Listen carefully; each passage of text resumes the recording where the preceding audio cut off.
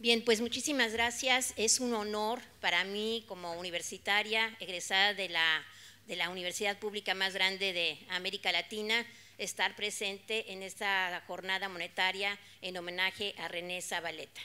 Bien, el tema en el cual se supone que yo voy a platicar, me costó muchísimo trabajo cómo enmarcar lo que es la regulación y desregulación del sistema financiero internacional y cómo relacionarlo con la gran crisis financiera del 2008. Entonces, voy a intentar, y por eso hice estas, pues de alguna manera una especie de teoría de conjuntos, de cómo la regulación, cómo el paso de un sistema financiero principalmente de donde nace, que es en Estados Unidos, cómo el sistema de regulación pasa por años de desregulación financiera y cómo se dan las bases para la gran crisis financiera, centrada principalmente en lo que se llama el sistema financiero paralelo o sistema financiero sombra. Y cómo 2008, recuerdo perfectamente porque en el 15 de septiembre de 2008 es la caída de Lehman Brothers y justo en ese momento estaba yo en un evento en La Paz, Bolivia, pero el 15 de septiembre para los mexicanos es el grito de la independencia. Entonces es un día que jamás olvidaremos lo que nos estudiamos los temas de economía financiera. Y sobre todo es muy importante enmarcar esto dentro de lo que es el proceso de financiarización.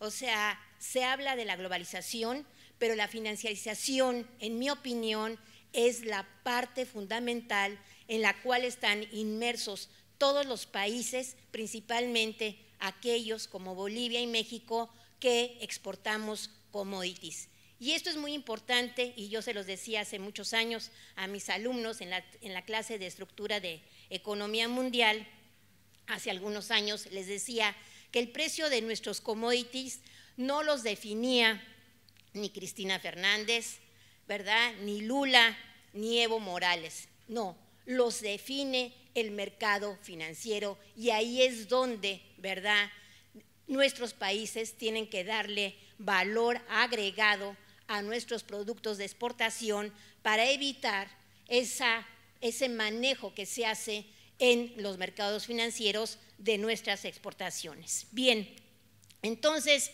¿cómo podemos entender todos estos procesos? Y es muy importante hacer un poquito de antecedentes en cuanto a cómo nace la regulación financiera a través de la Glass-Steagall. Hay dos libros que son muy importantes, que es el de John Kenneth Galbraith, el Gran Crash de 1929, que es la Gran Depresión, y cómo la teoría general del empleo, el interés y el dinero de Keynes dan la pauta para el crecimiento desde los años 30 hasta, pasando incluso por una guerra mundial, hasta 1944, y es lo que establece un periodo de gran crecimiento para no solamente Estados Unidos, la reconstrucción de Europa, sino también para América Latina.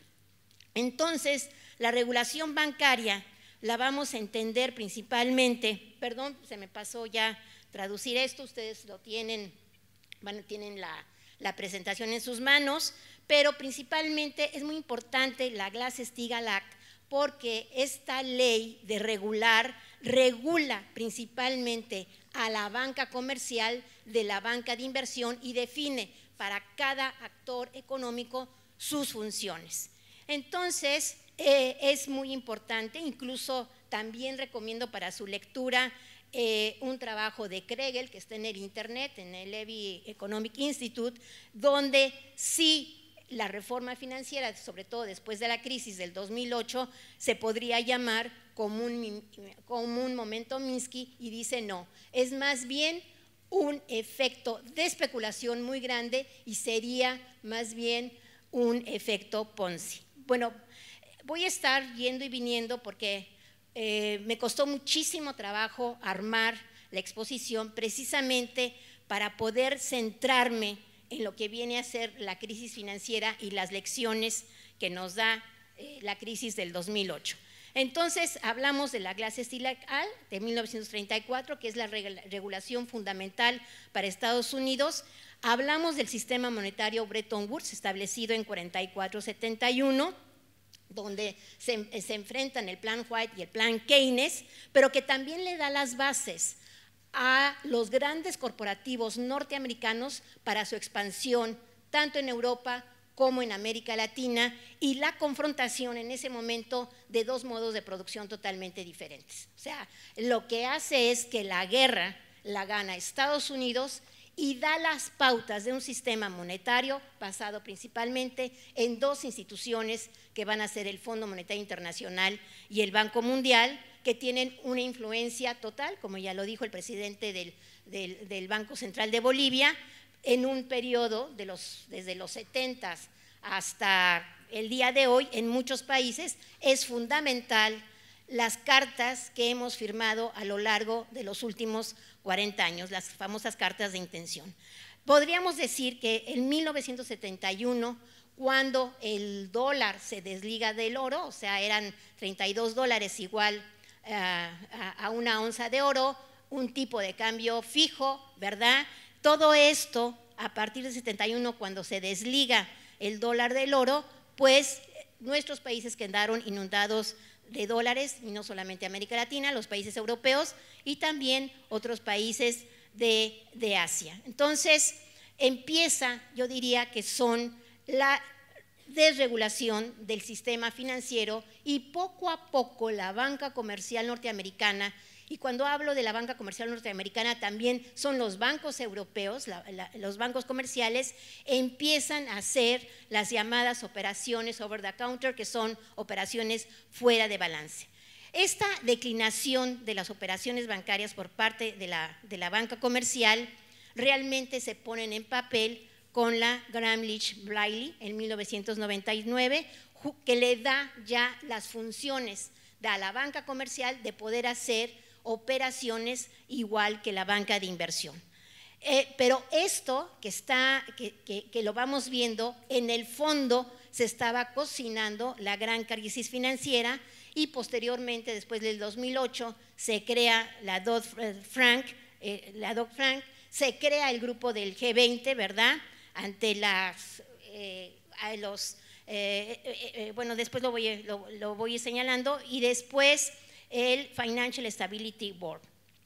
Bien, entonces, ¿por qué el desdibujamiento de la banca comercial? Y aquí es muy importante ver los proceedings de la Reserva Federal de Chicago de 1994. Tuve la oportunidad de estar en esa reunión, donde hay dos artículos que son fundamentales, y es el de Jane D'Arista y Selinger y el de Minsky, donde se están dando cuenta de cómo en 94, y hacen referencia a 60 años atrás, o sea, hacen referencia a la Glass-Steagall, cómo la banca comercial se va a ir desdibujando de las operaciones como intermediario financiero para ir dando lugar a los llamados no bancos, a los non-banks, pero principalmente a los fondos de inversión, que van teniendo mayor papel en el contexto del sistema financiero internacional. Esto también está ligado, y es muy importante saber, que está ligado a que también hay una disminución de las ganancias, sobre todo de la tasa de ganancia de los grandes corporativos, que ya no, que iban disminuyendo, sobre todo a partir de los 80s, y que por lo tanto la forma de obtener mayores ganancias ya no era la que antiguamente se hacía con los bancos, principalmente para las empresas o para las personas, y por lo tanto era mucho más importante ganar ganancias, o sea, las ganancias obtenidas en el sector financiero. Entonces, algo que es también muy importante y que hay que señalarlo, es el papel de la Reserva Federal y el papel de los bancos centrales, porque los bancos centrales tienen que tener el ojo clínico para estar observando cómo se están dando estos movimientos, pero como decía el presidente en los estudios que hizo René Zabaleta, también hay una relación de clases sociales. O sea, las decisiones de los bancos centrales están ligados también a cómo se define el tipo de cambio y cómo y a quién benefician esos tipos de cambio, que son principalmente a los sectores exportadores o importadores, y cómo eso también hay una definición de carácter político en función del gobierno o del programa de gobierno en turno. Entonces, efectivamente, las operaciones del Banco Central, pues en determinado momento van poniendo, en este caso, las bases de la incertidumbre en el mercado financiero.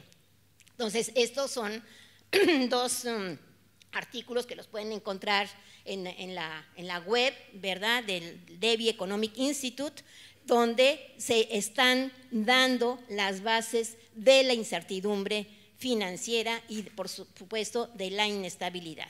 Entonces, hay que hacer también mención, porque esto que se da es precisamente también porque la banca de inversión tuvo una crisis muy fuerte en los 80s en Estados Unidos, muy ligada también al problema de la deuda externa de América Latina. O sea, gran parte de la liquidez que pasó por los bancos norteamericanos y por algunos bancos europeos hacia países como Argentina, Brasil y México, y que después, precisamente por esa relación de nuestros precios de exportación, no pudimos enfrentar los pagos del servicio de la deuda y entramos en moratorias y varias renegociaciones, pues también afectó a la banca, no solamente a las instituciones de ahorro, sino también a la banca comercial. Entonces, por eso es que es muy importante que entonces la banca comercial, para poder cada vez ganar, empieza a hacer estas operaciones fuera de balance. Podríamos decir que entonces las compañías hipotecarias, las de seguros, los fondos de pensiones, las firmas de valores o los llamados inversionistas institucionales empiezan a competir con los grandes bancos, obteniendo mayores ganancias. A partir de aquí podemos decir que hay un antes y un después, o sea, Sistema Financiero Internacional de Bretton Woods, 44-71, después 71-2008 es lo que Ben Bernanke menciona como el periodo de estabilidad y euforia en los mercados financieros, la gran moderación. Todavía en 2004, él hace un discurso en la American Economic Association donde dice que las crisis definitivamente están fuera de nuestro alcance.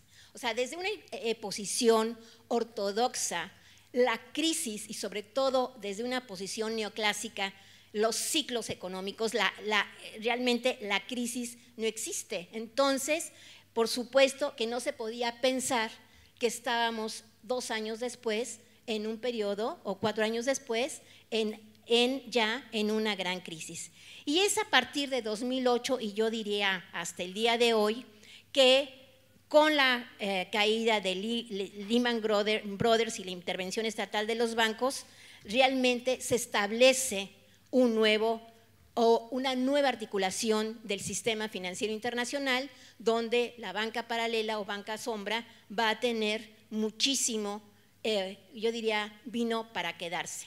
Entonces, resumiendo muy rápido, y bueno, resumo esto y lo he hecho con cuadritos y figuras, porque creo que la mejor manera para poderme comunicar con un público joven, el cual me da muchísimo gusto, porque aquí el promedio no pasa de 25 años, a lo mejor muy poquitos somos un poquito más jóvenes maduros, pero es para poderme expresar con el público y para ustedes hago, o sea, de una manera un poco didáctica. Primera etapa, sistema financiero regulado, la Glass-Steagall, Bretton Woods, 44-71. Segunda etapa, desregulado, 71-2009, Gramm-Leach-Bliley, se firma, pasa la ley y es la gran moderación. Y después la tercera etapa, todo el periodo de post-crisis, que es de la gran crisis a la gran recesión y la deflación.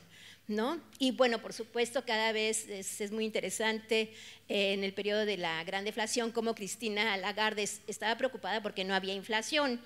Y yo decía, bueno, no hay inflación, y todo el periodo de los 80s estaban preocupados porque teníamos hiperinflación. Entonces ahora estaban preocupados porque no había inflación. Afortunadamente ya hay un poquito de inflación, y esto tiene que ver porque la inflación también es importante, porque también están implícitas las ganancias de las empresas. Entonces, ¿cuál es la punta del iceberg? Pues la punta del iceberg, como les decía, es el día de la independencia de México, decimos ¡viva México! Pues nada, que el Lehman Brothers se cae y realmente cuestiona no solamente las bases de la teoría económica, sino que cuestiona todo el sistema financiero internacional, porque Lehman Brothers, incluso se han preguntado por qué no salvaron a Lehman Brothers, destapa, ¿verdad?, todos los circuitos financieros internacionales, y entra, ahora sí, una caída de los bancos comerciales más importantes europeos, principalmente, bueno, es que no puedo decir solamente España, es también Italia, Portugal, todos los de la periferia, Irlanda, es Grecia, ¿verdad? Pero también los bancos franceses y alemanes.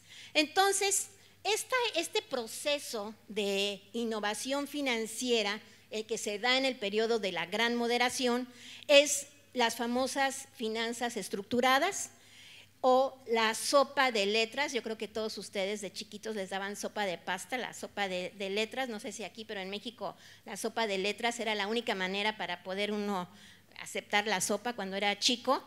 Pues Rubini, que fue uno de los de la NYU, el que decía que iba a haber una crisis y nadie le creía, lo dice como todo el proceso de la securitización, que es la titulación, lo nombra como la sopa de letras. ¿Y cuál es la innovación financiera? Bueno, principalmente todos estos swaps, los vehículos de inversión estructurada, los valores respaldados con activos, toda esa serie de instrumentos financieros que se van creando y al mismo tiempo se van vendiendo y comprando, y que iban obteniendo mayores ganancias. Entonces, sabemos que hay los derivados tradicionales, ¿verdad?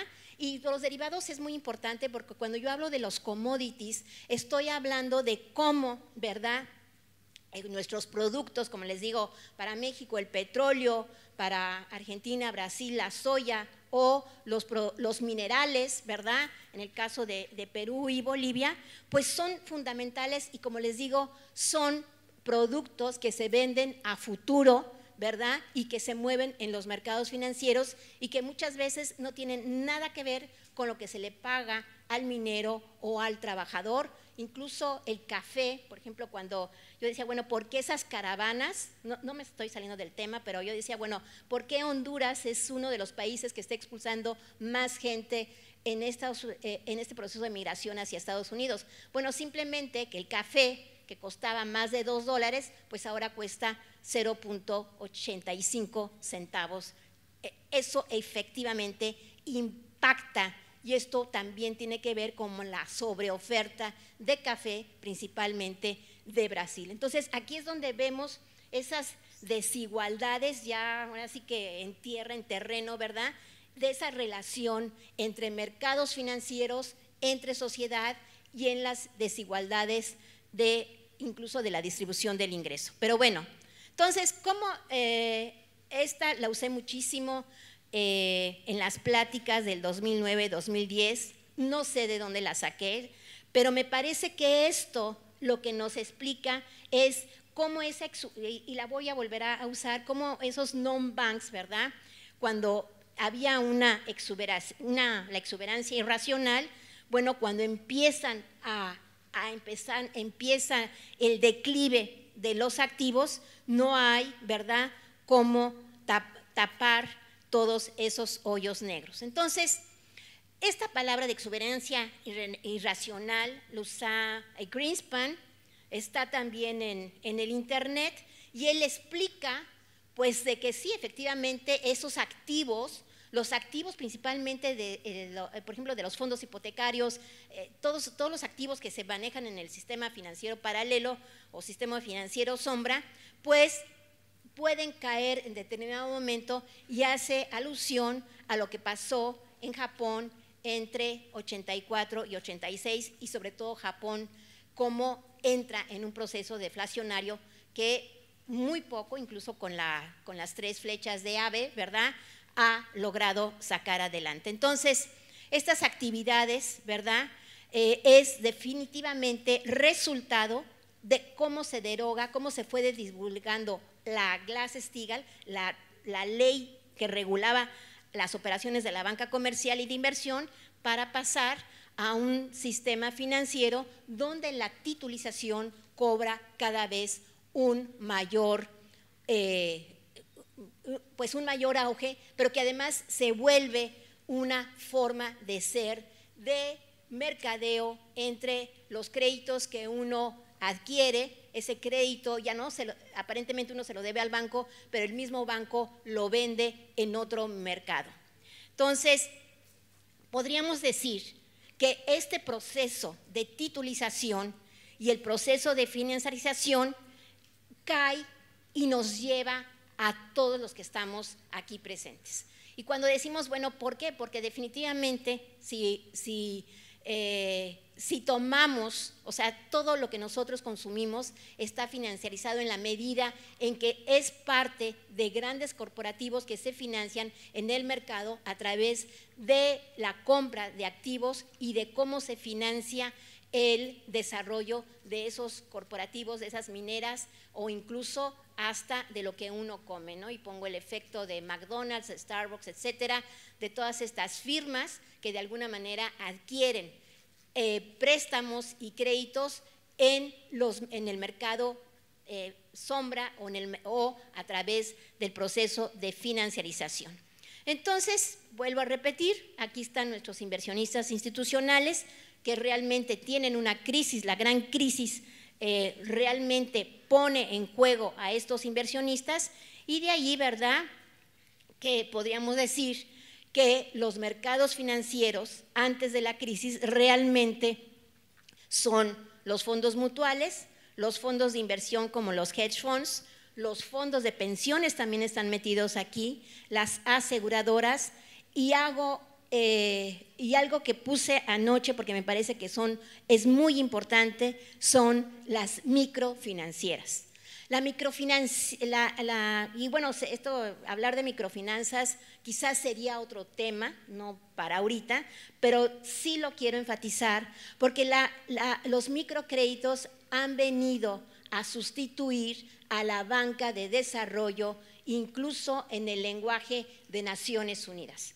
Tuve la oportunidad de estar invitada para el alto panel para el empoderamiento económico de las mujeres de Naciones Unidas, y el microcrédito se ve como es inclusión financiera y digital, y se ve como la posibilidad de que las mujeres puedan acceder a tener una empresa o puedan tener mejores empleos y demás, pero lo que no se ve, y aquí sí lo digo, o sea, no está contemplado en esta plática, pero acá, o sea, bueno, el microfinanciamiento sustituye a la banca de desarrollo, pero lo que no vemos y no se estudia es lo que cobran y lo que ganan esos microfinancieros por cada préstamo que se da, ya sea a un hombre o a una mujer.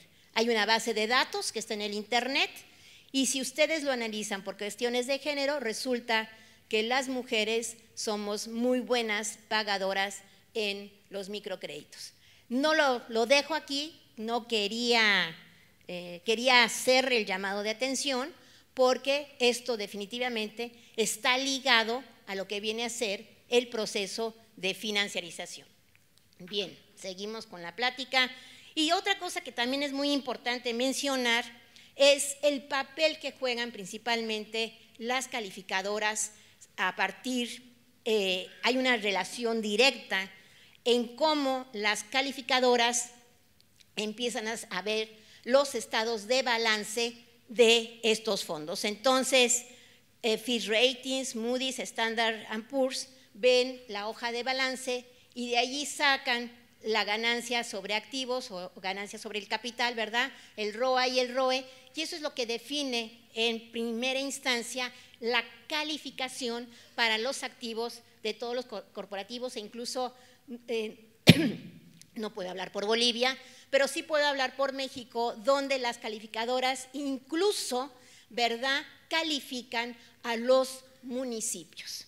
Bien, y esto es precisamente por esta forma de que a la hora que desaparece la banca de desarrollo, pues hay que financiarse de otra manera a través de las microfinancieras o de los fondos de pensiones. Bien, nada más, muy rápido, ¿quiénes son esos non-banks? Pues son los grandes inversionistas como BlackRock, que es muy importante actualmente. Fidelity lo nombro porque Fidelity nos dio grandes préstamos antes de 94, sobre todo en el año de 93-94, a México, y Fidelity tenía gran parte de las pensiones de las personas mayores de Estados Unidos. ¿Cuándo se viene la crisis bancaria? O sea, Fidelity se puso en un gran problema, estoy hablando de México, la crisis de 94-95, y por eso es que en ese momento, mientras que no se ponía de acuerdo el Fondo Monetario Internacional en darnos un préstamo puente para pagar lo que debíamos en los llamados tesobonos, porque a nuestro gobierno se les ocurrió decir que cualquier préstamo que le dieran a México y si había una crisis iba a ser tan bueno como si estuviera en dólares y lo íbamos a pagar en dólares, pues resulta que en ese momento, en enero, Clinton nos dio 50,000 millones de dólares para salvar principalmente a Fidelity, y recuerdo perfectamente las palabras de Larry Summers en aquel momento, que dijo que se lo prestaran a los mexicanos, porque los mexicanos en menos de un año iban a pagar ese préstamo. Claro, con una disminución de nuestro Producto Interno Bruto de 6.5, ¿verdad? Menos 6.5, sobre todo para el año 95, y una destrucción del sistema financiero mexicano, por el cual México perdió a sus bancos para vendérselos al Banco Santander, al BBVA, ¿verdad?, y al HSB, bueno, y a Citibank. Entonces, eso es lo que pasa a veces en estas negociaciones, pero que me parece que es muy importante ver cómo es la importancia de estos fondos, cómo se mueven en los mercados financieros y cómo apuestan a los países emergentes para dar sus préstamos. Bueno, seguimos. Entonces, algo que también sucede con este proceso de financiarización y estos cambios es ese paso de cómo las empresas, y esto tuvo que ver mucho también con la crisis del 2008, cómo las empresas pues se vuelven financieras. Incluso los centros comerciales dan tarjetas y le ofrecen a uno las tarjetas, me imagino que aquí debe de ser igual.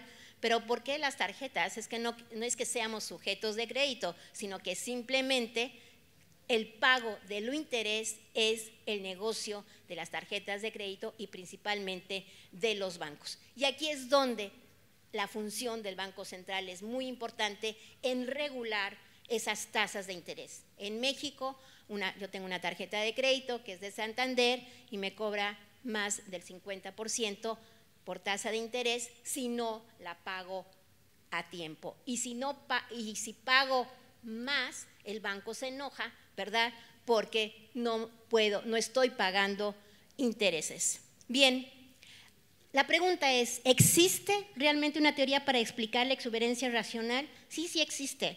Lo que pasa que al menos en la carrera de economía ya no se da.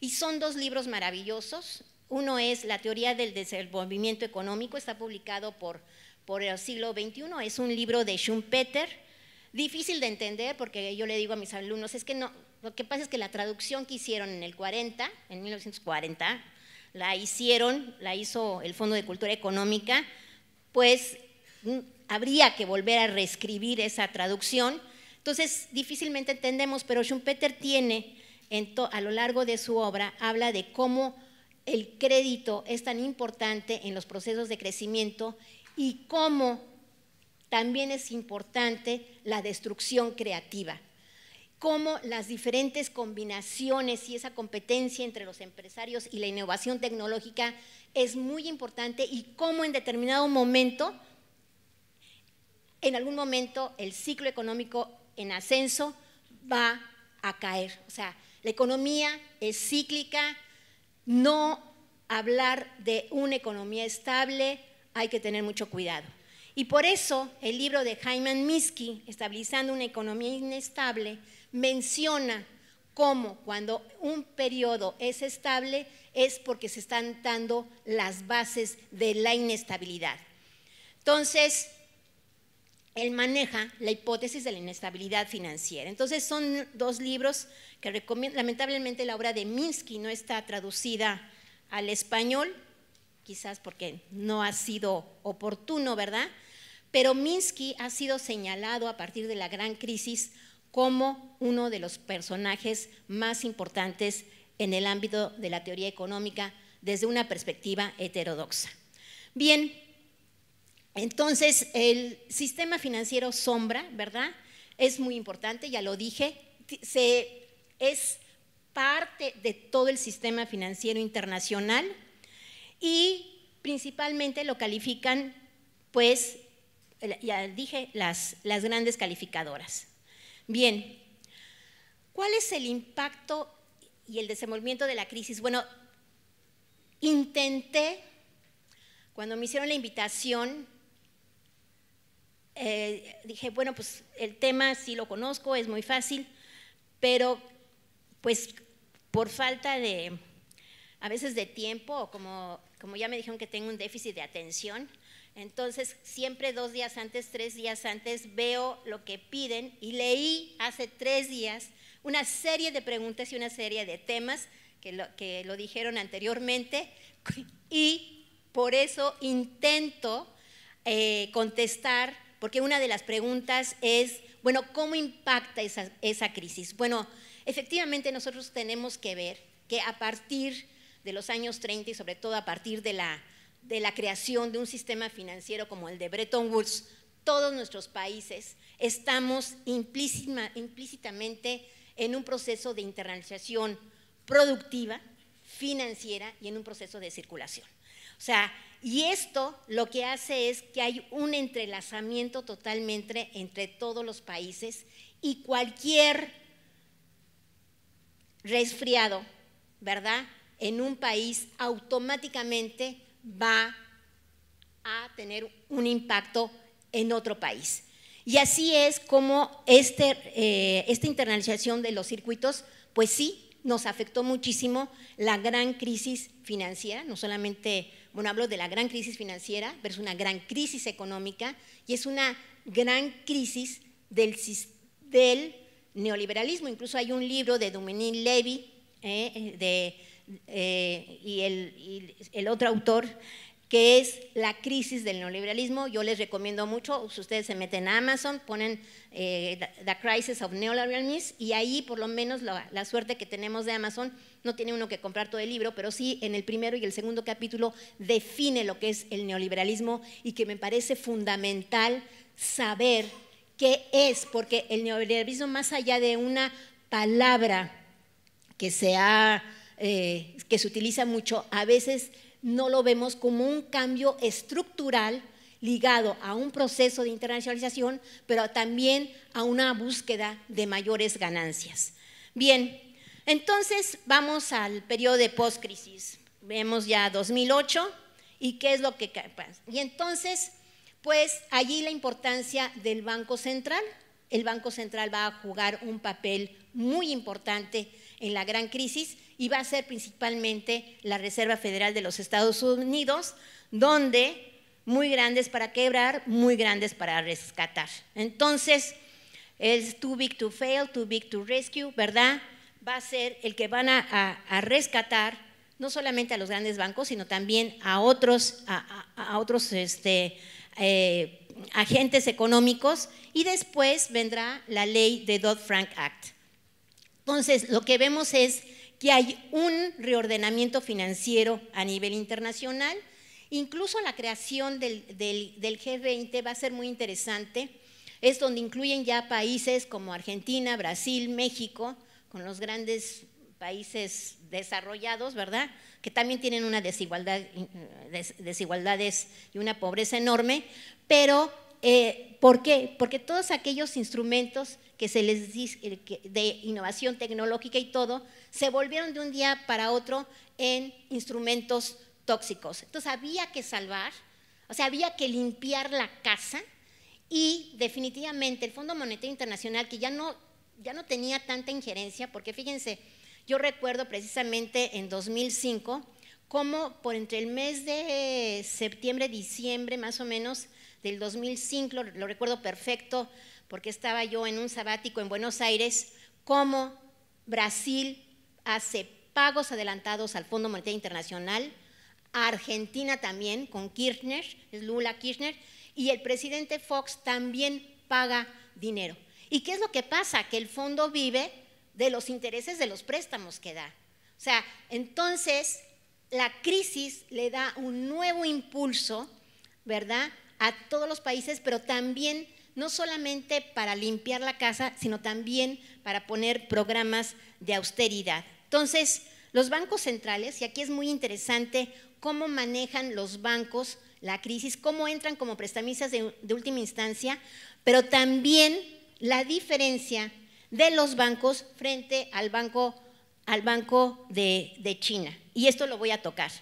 Entonces, este cuadro, preparando la exposición ayer, hay un libro que acaba de salir que está firmado por Ben Bernanke, Paulson y Timothy Geithner, que es a los que les toca la crisis. Y fíjense cómo aquí empieza, aquí lo voy a para acá. Bueno, ustedes están viendo lo que empieza en 2007 con la quiebra del Paribas, del banco BNP Paribas, ¿verdad? Empieza el Banco de Inglaterra, sale como emergente para rescatar a Northern Rock en 14 de septiembre de 2007. Después vienen los bancos que están en el GSH, el Bank of America. Hay una caída del mercado de valores para enero del 2008, el JP Morgan también, y cómo a partir después empiezan a caer principalmente las hipotecas. Quiero mencionarles que ya desde el finales de 2005 y 2006 ya se veía venir la crisis. Incluso muchos analistas heterodoxos pensaron que era la crisis del subprime, pero efectivamente no era ahí, sino más bien en el fondo todo lo que es el sistema financiero. Este es un cuadro de un libro que se llama El derrumbe financiero, y aquí están como los primeros rescates, están los rescates bueno, aquí los ven, o sea, están los paquetes de rescate, fueron cerca de 700,000 millones de dólares en una primera instancia para el Bear Stearns, Fannie Mae y Freddie Mac, que tenían en ese entonces y siguen teniendo más del 58% de los activos crediticios para hipotecas. A la AIG, que es la aseguradora, imagínense que la AIG asegura a estos bancos y al mismo tiempo los otros quiebran, y así se van dando los diferentes paquetes para salvar, ir limpiando la bancarrota de los bancos. Bien, entonces todo lo que viene después del 2008 es nacionalizar de alguna manera, orientar parte de los fondos de inversión, unos se convierten en bancos, hay una megafusiones de bancos y bien, podríamos decir, incluso en aquel momento, y hoy quizás yo no diría que Estados Unidos o la quiebra de Lehman Brothers aparentemente representó el fin de una etapa de la hegemonía de Estados Unidos. Queda cuestionado el papel del dólar a nivel internacional, pero es momento que volvamos a repensar si realmente la hegemonía de Estados Unidos está en duda. Bien, entonces aquí, bueno, definitivamente Lehman Brothers viene a ser el símbolo de la punta del iceberg, la caída de Lehman Brothers, pero hay un libro muy interesante que es el de Susan Strach que se llama el casino del capitalismo, donde explica también todo lo que hicieron estos grandes fondos, bancos de inversión. Entonces, es la crisis subprime, la crisis de Lehman Brothers, el too big to fail, too big to rescue, los bancos centrales, el Fondo Monetario Internacional y el Banco Internacional de Pagos. Sé que uno de los ponentes va a trabajar lo del Banco Internacional de Pagos y que también son regulaciones y observaciones que se hace a los bancos centrales. Bueno, algo que me parece muy importante y pongo aquí, que es cómo ver al sistema monetario, y es contrariamente a lo que nos enseñan desde el punto de vista de la economía ortodoxa. Friedman, la primera vez que leía a Friedman cuando dice que el dinero cae desde un helicóptero, dije, bueno, o sea, ¿a qué se refiere? Bueno, pues sí, o sea, el dinero lo trabajan con una variable externa. Minsky dice no, hay una endogeneidad dentro del ciclo económico y que es la base del sistema capitalista. Y esto es muy importante porque es otra visión de cómo ver la economía, y si bien el Banco Central cumple una función de prestamista de última instancia, el Banco Central es el empleador de última instancia. El único que puede ayudar a crear el empleo es el Banco Central. Si bien es muy importante el control y las metas de inflación, también es muy importante que a veces el déficit del país también ayuda a que los agentes económicos puedan tener ganancias. O sea, el Banco Central es como la bailarina de ballet que tiene que andar de puntas de un lado y de puntas del otro, porque tiene que regular, tiene que mantener la economía estable, pero al mismo tiempo la austeridad no va para la creación de empleo. Bien, entonces hay una relación de causalidad entre empresas, bancos y el prestamista de última instancia que se van a ver reflejadas en el sistema financiero, y el endeudamiento que tuvieron todos en ese ciclo de euforia e irracional. Posteriormente, después del 2008, la caída y la gran recesión llega a ocupar, ¿verdad?, lo que llamamos la deflación de activos. Bien, entonces, ¿cómo podemos definir la financiarización y toda esta globalización? Bueno, yo diría, y aquí me voy a un autor francés, que él habla sobre un régimen de acumulación financiera. Esto me parece que es muy importante porque así es como debemos de ver, yo creo que los últimos 40 años, a partir del periodo de post-crisis de Bretton Woods, 71 hasta el día de hoy, cada vez la importancia de los mercados financieros, de los inversionistas institucionales y de inserción en nuestros países a través de nuestros commodities, pues define en última instancia hasta la política de gasto público y el gasto social, ¿no? Entonces, voy a tocar el tema de China porque China es un ejemplo de cómo manejó la crisis. China tuvo una crisis bancaria muy fuerte. Bueno, para empezar, su sistema financiero es reciente, podríamos decir. Había un banco que tenía todas las operaciones, que era Banco Central, y al mismo tiempo manejaba Banco Comercial, y se define, ¿verdad?, se crea el Banco Central, pero además con 4 bancos de desarrollo muy importantes, para el comercio, para la infraestructura, para la agricultura. Y esto lo que hizo fue ir fomentando un sistema bancario a partir del 44 y después con las grandes reformas de Deng Xiaoping, ¿verdad?, hace 45 años, hace 46 años, las grandes reformas, de tener una visión diferente tanto a los bancos centrales latinoamericanos y sobre todo muy diferente a la Reserva Federal de Estados Unidos y al propio Banco Central Europeo. Entonces, China en el 2008, cuando se viene la crisis, y por supuesto que el modelo de China hasta ese entonces era precisamente un modelo inserto, o sea, entra China en el 2000 a la Organización Mundial del Comercio, pero ya tenía toda una base para exportar e inundarnos con todas las mercancías. Todos ustedes, no hay nadie que no me diga que trae algo hecho en China. Yo quisiera saber quién trae algo hecho en Bolivia, pero estoy casi segura que todos traen algo hecho en China, y si no, pues me corrigen, pero toda la economía, ¿verdad?, y nuestras economías latinoamericanas, por falta de una visión y de un proyecto nacional, dejamos, no tengo nada, son grandes amigos, mis amigos académicos de China, ¿verdad?, pero inundaron los mercados, pero además desplazaron en México a la industria del juguete, a la industria de textiles y a muchos más, y además incluso se están apropiando incluso de nuestros recursos naturales.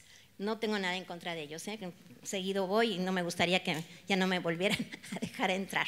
Pero China lo que hace es que le inyecta, después de la crisis, ya cuando ve que se está cayendo su economía basada en un modelo de exportación de manufacturas, inmediatamente mete al sistema liquidez de 1.8 trillón dólares, que viene a ser 1.8 mil millones en español de dólares, y confronta, ¿verdad?, principalmente no se va a un programa de austeridad, sino todo lo contrario, invierte en infraestructura, a tal grado que la línea, los trenes, la línea de trenes es la más grande a nivel mundial que tiene China. Las carreteras, hace un año ustedes han de haber visto un puente que hicieron de Macao a Hong Kong, de 50 y tantos kilómetros. O sea, los aeropuertos, constantemente están haciendo nuevos aeropuertos, ¿verdad? Y han apostado por un proyecto principalmente de infraestructura pública, pero además porque China no ha perdido sus empresas estatales ni su sistema bancario. Los bancos son chinos, no son bancos españoles, no son bancos de Estados Unidos, ni son bancos ingleses, ni franceses ni alemanes, son bancos chinos, y que los salvaron de la crisis financiera que tuvieron en los 80s. ¿Que tienen problemas? Sí, por supuesto que tienen problemas. ¿Que tienen un sistema financiero que los puso a punto de quebrar?